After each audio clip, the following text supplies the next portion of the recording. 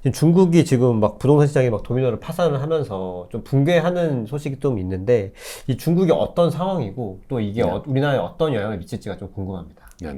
저 나름대로 예상을 말씀드리기 전에 네. 이걸 왜 우리가 논의해야 되는지 한번 우리가 짚고 넘어가야 될 것 같아요. 네. 중국 얘기를 하는 뭐 여러 뭐 유튜브 채널이라든가 여러 가지 네. 방송을 보면 네. 거기에 그 시청자 반응 중에 네. 아니 지금 왜 중국 걱정하냐 쓸데없이 우리도 지금 세상 우리나 걱정하지 이렇게 얘기를 하시는데 네팔자도 지금 걱정인데 중국을 네. 걱정해서가 아니라 중국 상황이 우리나라에게 너무 밀접한 영향을 미치기 때문에 하는 거예요. 중국이 잘못돼 버리면 이게 우리나라한테도 엄청난 부정적인 영향을 미칠 수밖에 없다. 그렇게 된 이유, 중요한 이유가 바로 뭐냐면 중국이 전 세계에서 볼 때 미국 다음으로 큰 경제 규모를 갖고 있잖아요. 그래서 아까 말씀드린 것처럼 뭐 미국이 GDP 기준으로 보면 전 세계에서 25% 정도 차지하고 중국은 한 20%, 한 19.5% 정도 차지하거든요. 그러니까 굉장히 큰 그러한 경제 규모를 차지하고 네. 있을 뿐만 아니라 네. 우리나라의 최대 무역 파트너예요. 그래서 아직 지난해 같은 경우는 뭐 한 20%가 훨씬 넘었는데 올해 기준으로도 아직 그렇게 막 계속 중국으로 수출이 줄어들어도 거의 20% 가까이 이렇게 되는데 중국에서 어떤 그 상황이 전개되냐에 따라서 우리나라의 어떤 대외 수출 플러스 어떤 투자 관련된 여러 환경이 막 바뀌기 때문에 네. 그것이 우리나라에 어떻게 영향을 줄 것인가를 이해하기 위해서 중국을 본다 이렇게 생각하면 좋을 것 같습니다. 그래서 고객님께서 말씀하신 것처럼 8월부터 한 달 전부터 시작해서 갑자기 뭐 중국 부동산 얘기가 지금 모든 그런 전문가라는 분들에게 네. 다 지금 최대 화두가 된 것 같아요. 그렇게 된 것은 소위 비구위안이라고 네. 하는 컨츄리 가든이라고 하는 중국의 최대 부동산 개발 회사가 소위 부도 위기 상황까지 이렇게 막 몰리잖아요. 그래서 네. 막 이제 만기가 돌아온 그러한 채권에 대한 이자를 막 이렇게 갚지 못하는 막 이런 상황이 되면서 이거 어떻게 되는 거야? 뭐 이렇게 했는데 그게 그걸로 끝나는 것이 아니라 그 뒤에도 보니까 이러한 부동산 개발 업체들에게 아주 주된 그러한 어떤 자금원이 되는 뭐 국제 신탁이라든가 뭐 이러한 회사들도 보니까 돈을 이제 여러 이제 그 뭐 가게라든가 여러 개인들한테 이제 받았죠. 끌어왔는데 네. 그걸 갖다가 다시 이제 돌려줘야 되는 상황이 됐는데 갚지 못하는 상황이 돼 버리니까 이게 그냥 직접적인 부동산 개발 업체뿐만 아니라 거기에 자금원이 되는 그러한 또 투자 신탁 회사까지도 또 뭐 이렇게 몰리게 되고 그걸로 끝나는 것이 아니라 보니까 2021년 말에 처음 부동산 개발 업체 중에서 그래도 굉장히 대규모 그러한 규모를 갖고 있었던 헝다 그렇죠. 그룹이 헝다, 네. 또 부채 위기에 있었잖아요. 네. 그걸 상황이 다 끝난 줄 알았더니 보니까 최근에 보니까 뭐 뉴욕 맨하탄에 있는 지방 법원에 파산 보호 신청까지도 하고 뭐 이러면서 불이 꺼지지 않은 그러한 상황이 막 되는 거죠. 그래서 지금 어쩌면 대규모 부동산 개발 업체만 계속 신문에 보도되지만 조그만 그런 어떤 투자 은행 플러스 개발 업체들이 얼마나 많겠어요. 그렇죠. 수백 개의 그러한 금융기관들이 굉장히 어려운 유동성 위기에 현재 지금 빠져 있는 것이 아닌가 저는 개인적으로 그렇게 보고 있습니다. 이 중국이 지금 향후 10년간 네. 집을 한 채도 안 지어도 될 정도로 굉장히 많이 공급이 됐다고 하더라고요. 네. 근데 이렇게까지 지금 공급이 될 수가 있는 상황인가요? 왜 이렇게 된 건가요? 2008년도 전 세계적인 이제 글로벌 금융위기가 있을 때 중국은 홀로 독야청청했어요. 그게 그렇게 된 이유가 중요한 이유가 첫 번째는 자본시장이 개방이 안 돼 있어서 그리고 외부적 그렇죠. 충격이 네, 국내로 들어오지 못했던 것이 하나가 있고 또 하나는 그래도 어느 정도 뭐 수출 경로를 통해서 들어오게 되는데 그걸 막는 그런 방법으로 엄청난 그러한 재정 지출 그리고 통화 증발을 한 거예요. 소위 확장적 재정 정책과 확장적 통화 정책을 쓴 거예요. 쉽게 얘기하면 유동성이 시중에 엄청나게 풀린 거예요. 정부가 이제 유도를 한 거예요. 그렇게 하면서 이 부동산 개발 업체들도 엄청나게 이제 승승장구한 거고요. 그렇게 하면서 집들 엄청나게 진 거고, 그러면서 이제 유동성이 또 풀려 있으니까 사람들이 그거 가지고 집을 사네? 집을 사니까 또 가격이 올라가요. 부동산 개발 업체들은 계속 주택을 계속 지면 거기도 우리나라처럼 비슷하게 선분양 제도가 있으니까 땅은 이미 사놓은 상태고 설계도면 있고 그런 사람들한테 돈을 모아가지고 그거 가지고 주택 짓고 새로운 또 그런 땅 매입해가지고 다시 또 주택 짓고 또 땅도 대부분 다 이제 물론 개인 소유가 아니기 때문에 지방 정부로부터 소위 토지 사용권을 사가지고 이제 이렇게 해가지고 주택 가격을 높이는 가운데 과잉 공급이 된 거예요. 그래서 한 연구 조사에 의하면 전체 주택 현재 보급되어 있는 총수 중에 한 5분의 1 정도, 그래서 한 네. 1억 채 정도, 1억 채? 많게는 뭐 1억 3천 채 정도. 1억 채? 그러니까 저도 와, 믿기지 않는데요. 말이 되네, 그러니까 이게. 그 정도가 현재 분양은 대부분 되었는데 이 사람들이 그냥 두 채, 세 채 그냥 갖고 있는 거예요. 와. 그러니까 제가 동남아 쪽으로도 제가 이제 자주 이렇게 뭐 출장도 가고 그러는데 제가 최근에 이제 캄보디아 가서 들은 얘기인데 중국 사람들은요 거기에 있는 그 아파트 이런 거기에 콘도라고 하는데 이런 거 투자를 어떻게 하냐면 아예 그 중국 본토에서 여기부터 여기까지 그냥 내가 다 사. 이렇게. 네, 편의점 가서 과자 사듯이 쇼핑을 그냥 해버리는 거예요. 부동산. 네, 집을. 그런 식으로 국내에서도 했고, 해외에서도 이렇게 많이 한 거예요. 그래서 이게 이제 중국 부동산이 이제 해외 부동산 시장까지 다 지금 영향을 지금 주고 있는데, 우리나라에서도 사실은 부동산 맞아요. 쇼핑을 많이 했잖아요. 네. 그런 상황이 이제 막 되면서 지금 과잉 공급이 된 거예요. 그렇게 되니까 무슨 문제가 발생하냐면 모든 사람이 하는 건 아니잖아요. 그렇죠. 돈 있는 사람들이 하는 거예요. 돈 있는 사람들은 자꾸 그렇게 하면서 자산 가치가 계속 커지고 상대적으로 그런데 참여하지 못한 사람은 네. 가난해지는 거예요. 그래서 이게 부자와 가난한 사람 간의 그러한 자산 격차가 좀 더 양극화. 심화되는 거죠. 그래서 이 사회적 양극화가 너무 심화되니까 시진핑 3기에 들어서 가지고 내세운 정책이 바로 공동부유론이잖아요. 그렇죠. 예. 그래서 공동부유론을 하면서 그 타겟을 삼은 게 세 가지. 첫 번째가 뭐냐면 소위 얘기하는 플랫폼 기업들. 그래서 알리바바부터 시작해가지고 막 이렇게 막 규제를 막 했잖아요. 네, 텐센트라든가 막 규제를 했죠. 두 번째 했던 게 바로 사교육 시장. 사교육 시장을 통해 가지고 이 부자들한테만 엄청난 그런 특혜적인 그런 교육시키고 그래서 부를 갖다가 자자손손 이렇게 계속 승계하는 그런 방식이 돼버리니까 이거 하지 못하게 해라. 또 세 번째가 바로 이 부동산 시장을 규제해야 되겠다. 이렇게 한 거잖아요. 그래서 2020년 7월에 수리 레드라인이라고 해가지고 3대 레드라인 정책을 이제 부동산 시장에 이제 실시하기 시작하는데 그게 뭐냐면 갖고 있는 자산 대비 부채는 70%를 넘으면 안 된다. 70%. 또 시가총액, 자기 기업의 시가총액 대비 부채는 100%가 넘으면 안 된다. 또 자기가 보유하고 있는 현금 대비 단기 부채는 또 100%가 넘으면 안 된다. 이렇게 세 가지의 레드라인을 딱 정한 거예요. 거기에 하나라도 넘으면 더 이상 이 기업들이 대출을 못하게 되는. 굉장히 강력한 조치예요. 채권도 사실. 발행할 수도 없는 상태다. 이렇게 돼버리니까 돈줄이 이제 갑자기 막힌 거예요. 그러한 가운데서 코로나 막 봉쇄 정책을 막 적극적으로 쓰니까 이래저래 지금 경제가 지금 뭐 휘청이는 상태에서 주택 수요가 줄어들고 있는 상황에서 부동산 개발업체들의 어떤 신규 그런 유동성 조달할 수 있는 수단이 없어져 버리니까 네. 갑자기 유동성 위기에 이제 몰리게 된 거죠. 그래서 헝다 사태가 난 거고 완다 사태가 난 거고 그래서 비구이한 사태가 났는데 아까 말씀드린 것처럼 보이지 않는 많은 그러한 개발업체들, 투자 은행들이 지금 상당한 유동성 위기에 현재 몰려 있을 거다. 이제 그렇게 생각을 하는 겁니다. 이게 듣다 보니 결국 이게 빚이 좀 이슈인 것 같은데 완전 남의 일이 아니라는 얘기도 많아요. 이런 중국의 문제가 사실 빚내서 집 사, 아까 교수님도 말씀하셨는데 아마 우리나라한테도 해당이 될 것 같은데 중국이 한국 부동산의 미래 이런 말도 누군가 하는 것 같아요. 이건 좀 어떻게 생각하세요? 저도 하나 뭐 보고서를 하나 막 지금 쓰고 있는 중인데 중국 경제와 한국 경제의 쌍둥이 위기 이렇게 제목을 잡았다가 제가 중국 경제와 한국 경제의 일본화 위기로 이렇게 제목을 바꿨는데요. 두 개가 뭐 그 어떤 게 앞선다라기보다 어쩌면 우리나라가 지금 아직 터지지는 않았지만 상태는 더 어려운 상황이다라고 저는 생각을 해요. 그 이유를 한번 몇 가지 비교를 해볼게요. 네. 첫 번째 부동산 가격을 한번 생각을 해보세요. 아까 2008년부터 시작해서 뭐 부동산 가격이 엄청나게 올랐다고 했잖아요. 네. 우리나라도 제가 아까 말씀드린 2017년 이후에 뭐 3배 이렇게 올랐다고 했는데 부동산 가격이 지금 엄청나게 막 치고 올라가면서 이미 뭐 너무 많이 올라간 게 아닌가 단기적으로 속도도 굉장히 중요하다고 제가 한번 말씀을 드렸었는데 그러한 부동산 가격을 뒷받침한 것이 100% 자기 자본이 아니라 빚을 낸 거잖아요. 그래서 빚으로 지은 집이라고 제가 말씀드렸어요. 그래서 그러면 그것을 대표적으로 볼 수 있는 게 바로 가계부채잖아요. 그 가계부채가 GDP에 차지하는 비중을 보면 중국은 어느 정도 될 것 같으세요? 중국이요? 네.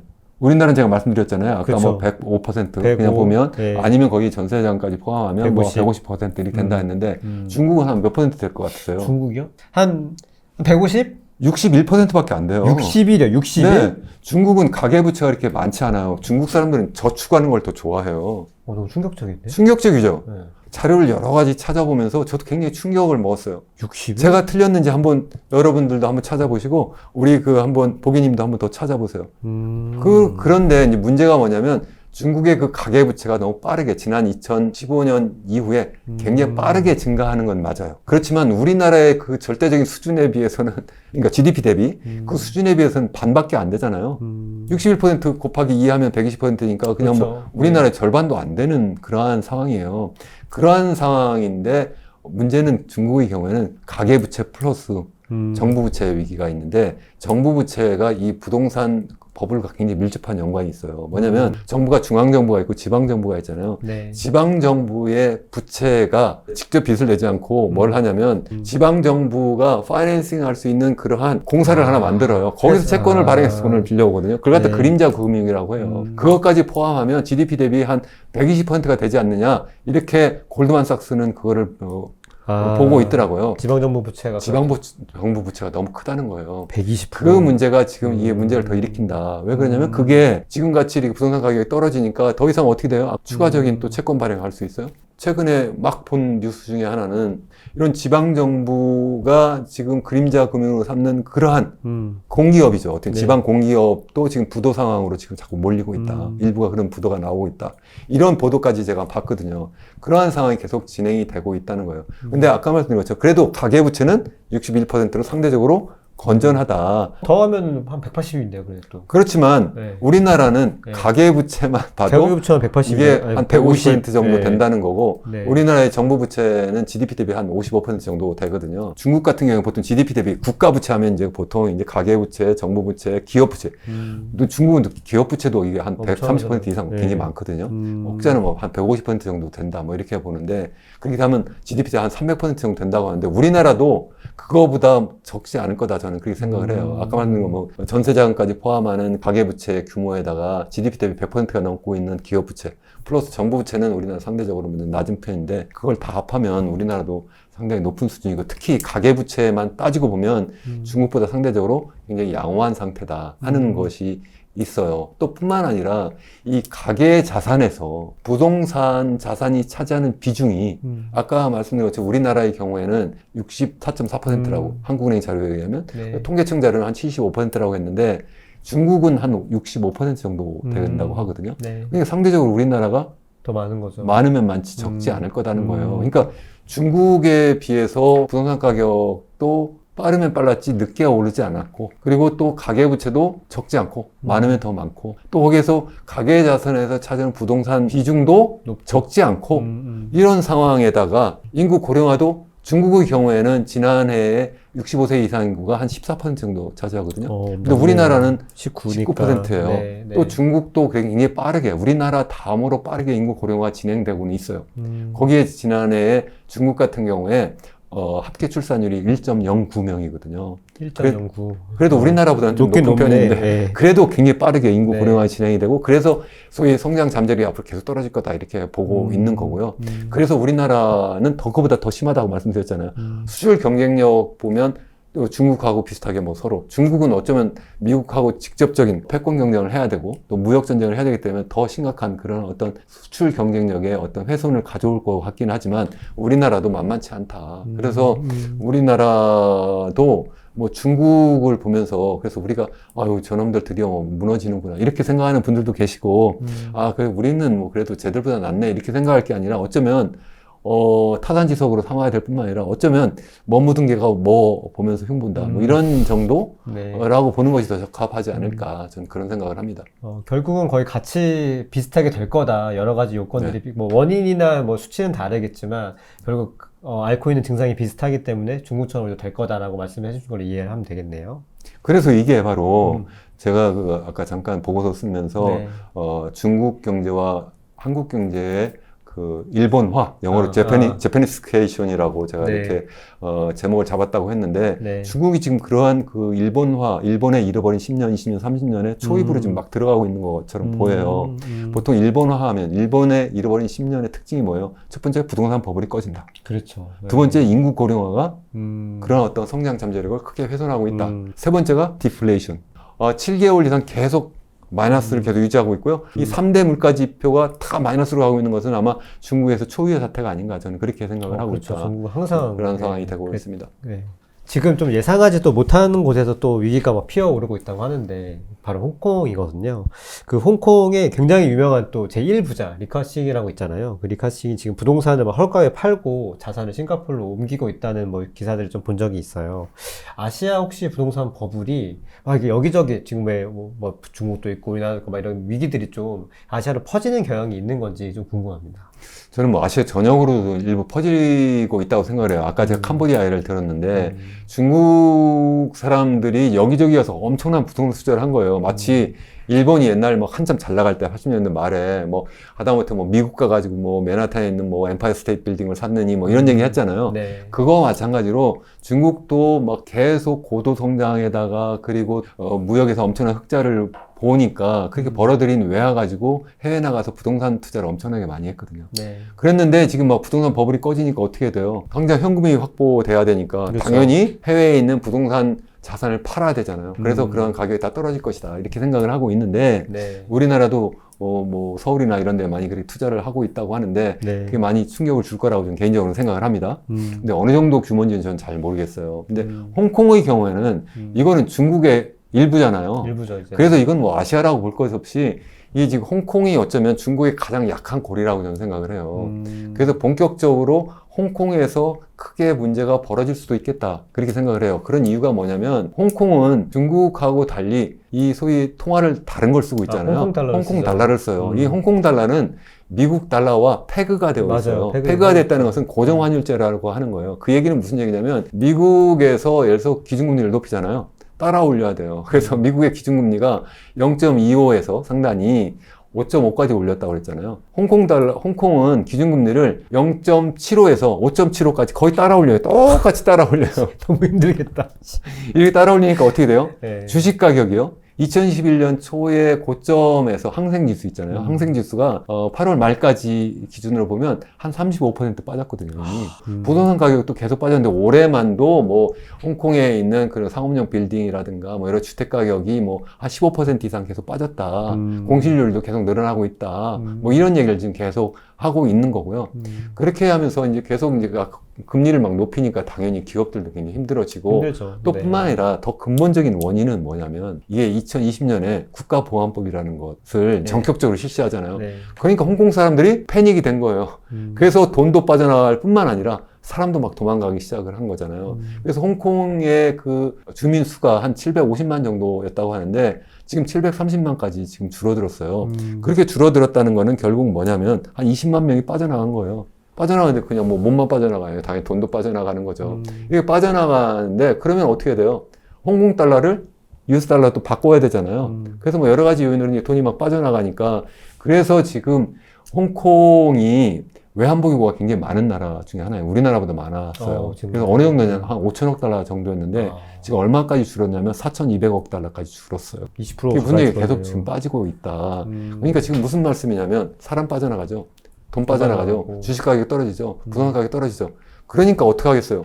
야, 이거 계속 고정환율제도 유지할 수 있겠어? 잘못해서가 이게 그렇게 안 돼가지고 홍콩 달러가 확 떨어지면 이미 투자한 사람들이 엄청난 손해를 보잖아요. 그러니까 더 많이 빠져나가는 거예요. 네. 어떻게 해야 돼요? 홍콩의 중앙은행이라고 하는 곳에서는 보유하고 있는 달러를 계속 시장에 네, 줘야죠. 배출해야 되죠. 그게 네. 바로 뭐죠? 우리나라가 외환위기 때 했던 일이에요. 그게 우리나라 환율 방어하겠다고 해가지고 갖고 있지도 않은 그 조그만 그런 외환보유에서 팔다가 결국 펑 터졌잖아요. 그래서 갑자기 환율이 한 850원대에서 2,000원까지 올라갔잖아요. 그런 상황이 될 수도 있다. 그래서 이거는 그 중국 본토에서 크게 터지는 것이 아니라 사람이 어디나 다 약한 부분이 먼저 있잖아요. 그래서 거기부터 터질 수도 있지 않을까. 그러니까 아까 제가 뭐 여러 가지 뭐 당뇨병에다 뭐 고혈압 얘기했는데 제가 볼 때는 터질 수 있는 그 약한 부분이 여기서 이렇게 뭐 경동맥이 올라간다고 하는데 그 경동맥이 홍콩이 아닌가? 저는 개인적으로 그렇게 또 생각을 합니다.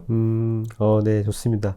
지금 상황이 되게 듣다 보니까 정말 좀 위기가 여기까지 온 것 같은 느낌도 많이 드는데, 이런 상황에 대해서 우리가 개인이 한 명 한 명이 좀 어떻게 좀 대처하면 좋을지, 이런 걸 마지막으로 좀 한번 여쭙고 싶습니다. 정말 어려운 상황이고요. 네. 그래서 아까 말씀드린 것처럼 전 개인적으로는 뭐 주식 투자를 한다면 네. 현금 보유를 좀 늘려나가면 어떨까. 현금이라는 건 저는 좀 달러 자산으로 좀 늘리면 더 좋겠다. 개인적으로 전 그렇게 하고는 있는데 그렇다고 모든 사람이 다 그냥 뭐 달러만 사라 이러면 우리나라 또 크게 또 큰일 나잖아요. 약간 그렇게 포트폴리오를 좀 다변화하는 것이 굉장히 좋겠다는 얘기고요. 적어도 이렇게 말씀드릴 수 있을 것 같아요. 아파트를 사실 때에 네. 항상 뭐 5억, 10억, 뭐 몇십억 이렇게 투자를 할 때 여기 투자하는 대신 다른 데 할 때 내가 기대 수익은 어떻게 되지? 두 개를 비교해서 네. 하시면 어떨까 하는 거고요. 더군다나 와서 빚내서 하는 경우라면 앞으로 고금리 상황이 계속 유지가 되는데 이걸 그러면 내가 계속 감당할 수 있을까? 내가 갖고 있는 소득으로 그걸 한번 생각하시면서 투자 활동을 하는 것이 좋지 않을까 개인적으로 그렇게 생각합니다.